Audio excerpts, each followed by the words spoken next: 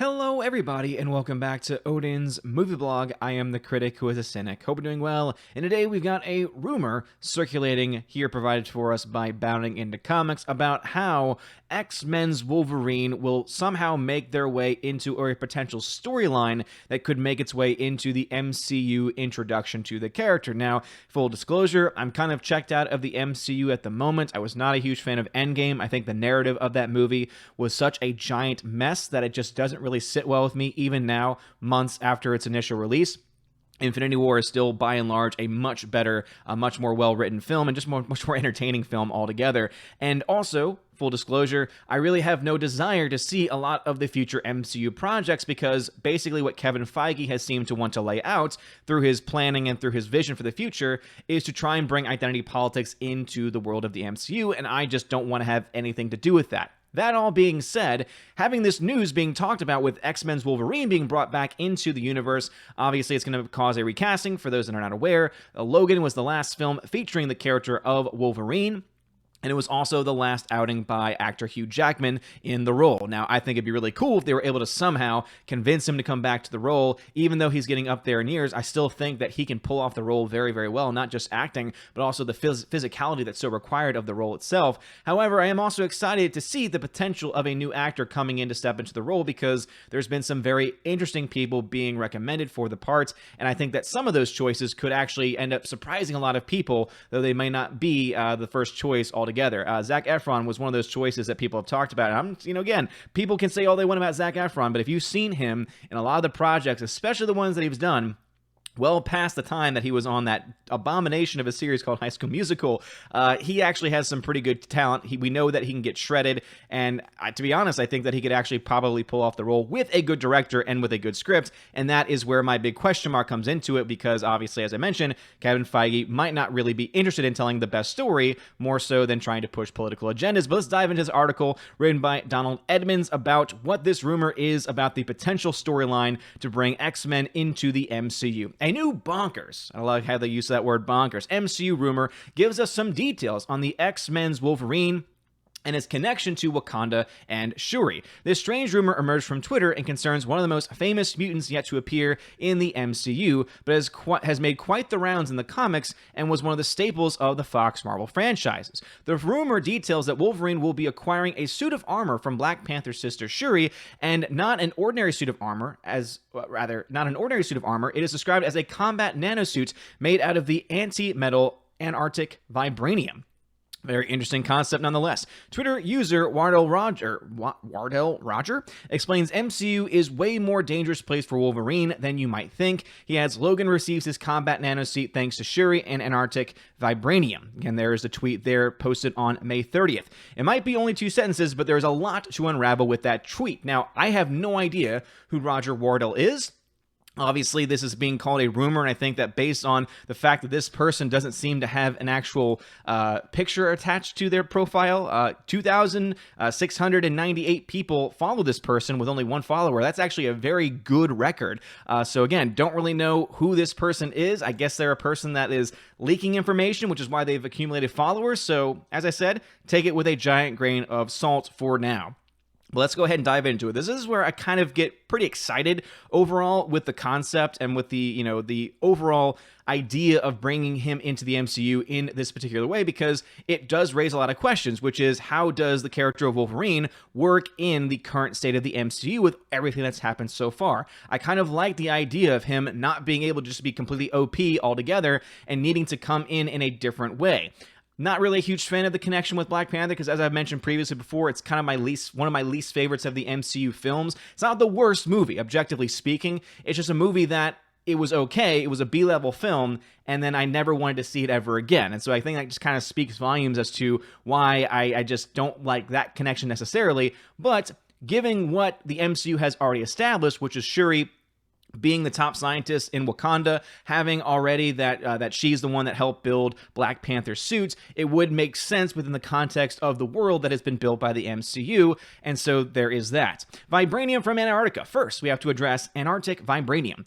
We already know that Wakanda is home to a large source of vibranium, and Shuri is the nation's leading scientist when it comes to alien metal. She developed Black Panther's new suit, after all. The metal also played a central role in Avengers Age of Ultron, as Ultron sought to acquire enough to build himself a new body. That new body, made out of vibranium, would eventually become Vision. And again, there's another movie, Age of Ultron, which objectively is one of the worst MCU films, and a film I have no desire to see again. Notice a difference there. Black Panther was not the worst. Age of Ultron was. I don't want to see either of them ever again. While we are familiar, I know I'm just triggering a bunch of people in the comment section. While we are familiar with vibranium from Wakanda, what we haven't seen yet is Antarctic vibranium mentioned in Roger Wardell's tweet. Now, this is where it gets incredibly interesting, and why I personally would actually love for this to be the way they introduce the character into the MCU. Now, if they're able to get a good director, a good writer, and kind of put a back seat to any social agendas that they might try and push, which, again, holding my breath, don't hold your breath on that one, really. This would be actually, for me, as someone that's never read the comics and never read this specific comic, just seems really badass. In the comics, this substance is not as plenteous as the supply in Wakanda, and can only be found in an isolated area of Antarctica called the Savage Land. Already, badass. In this area, dinosaurs and prehistoric life are alive and well, and few humans live in this region, taking on a more savage lifestyle compared to the rest of the world around them. Denizens of the Savage Land include the villainous pterodactyl half-human Sauron, Khazar, and Shanna the She-Devil. Again, I don't know any of those characters, but the fact that there is a pterodactyl half-human named Sauron, dear Lord, man, I would personally love to see that. Again, give me a good production team behind it, get the right person to take on the mantle of Wolverine, and that would get me back into the theater. Again, despite all of my issues with the MCU that I laid out at the very beginning of this video, that would be enough for me to at least say, hey, let me see what this is all about. I may not see the next big, major team-up film, and obviously if it has any hint of wokeness, any hint of identity politics being thrust into it, I will have no desire to want to see it. But again, you have all of this stuff, and it's a good story, and you leave the politics out of it, I'm there. Opening night, I want to see a pterodactyl half-human named Sauron fight Wolverine. That's what I want to see, as he's trying to get this Antarctic vibranium. Again, grow the lore. I always love whenever comic book movies or any film that's based off of a book is doing so much more to try and grow the lore of the story. Even original stories, original concepts. That's one of the reasons why I love the John Wick movies so much, because even though I think John Wick 1 is by far the best made movie, John Wick 2 has one of the best stories because it dives further into the lore of this universe.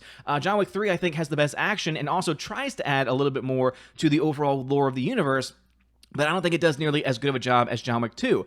This is the kind of stuff that I would love to see brought into the MCU, because there are so many different genres that you could use to tell this specific story. And as I mentioned, if you finally got your head out of your tush and stopped preaching and stopped trying to push your politics, guess what? Not only would you bring people like me back to your theater and back to see and support your movies again, but then you would also bring in a whole new slew of people who would say, dude, this sounds freaking badass.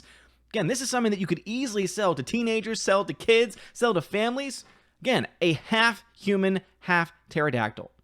I want to see that. There is also a major difference between the vibranium found in Wakanda and the vibranium found in the Savage Land. In the comics, the substance is known as antimetal, given that it produces effects opposite to the Wakandan version of vibranium. The metal has the ability to emanate vibrations which cause atomic and molecular bonds in nearby metals to weaken. What ends up happening is that it liquefies nearby solid metals. Not only can it liquefy solid metals, but its vibrations can also nullify sonic shocks.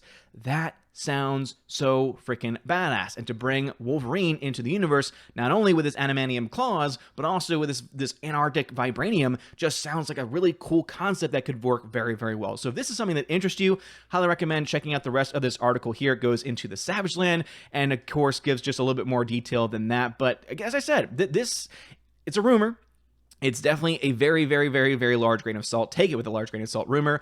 That all being said, this sounds like something that they could potentially do, because the big question is, how are they going to bring the X-Men into the MCU? And of course, the big question mark there, because Wolverine has been kind of the huge staple, the huge moneymaker, especially when you look to the Fox properties, is Wolverine, of course.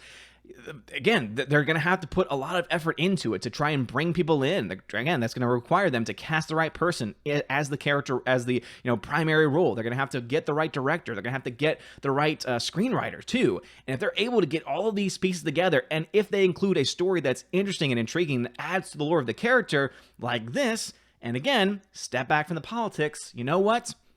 I'm game. What are your thoughts about this? Would there be something that you would want to go see? Again, assuming all the things that I said.